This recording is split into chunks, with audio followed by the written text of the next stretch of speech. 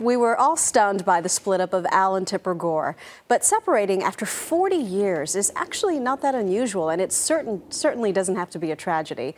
Relationship expert Cooper Lawrence says that you can reinvent yourself if you're 60 and single, and she's here to tell us how. Good morning, Cooper. Good morning. So everybody in America was shocked, but those of you who deal with marriage and separation and divorce every day, it wasn't a surprise? Well, no, because you know what? Well, here's what happens. Somebody meets somebody when they're 20.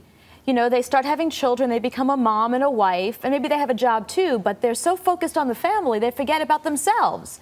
The kids grow up, they move out of the house, and you go, wait a minute, who is this guy? And you've nothing in common anymore, you've grown apart, and you say, you know what, it's time that I had my own life. It's time I focused on me again. But that takes guts, because you've stuck it out for so long. A lot of people would go, 40 years, why bother now? If you were dying at 60, that's fine, but people are living much longer. Technology, you know, I mean, we have a whole life ahead of us at 60. That's true. So why be unhappy for those last, 30, 40 years that you have? 30, 40 years, it's a long time to be unhappy. It's a long time to be unhappy. Right. And we don't know that they were the whole time, but for whatever reason they decided now they are. And one reason, which you alluded to, one of Tipper's friends told us yesterday, it could be that she was tired of being the wife, that she wanted to go and find something new.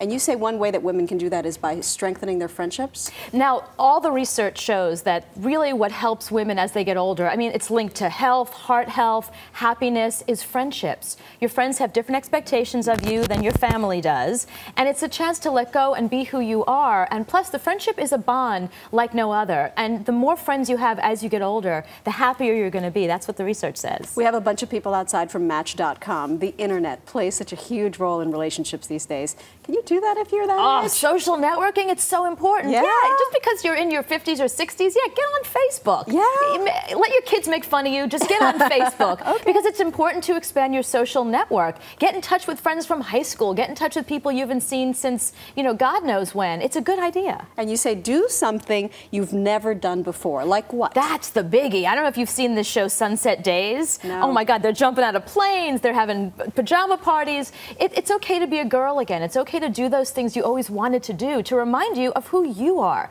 Besides the role of mom, besides the role of wife, your identity is you. So go do something you want to do. So is 60 the new 40? 60 is the new 20.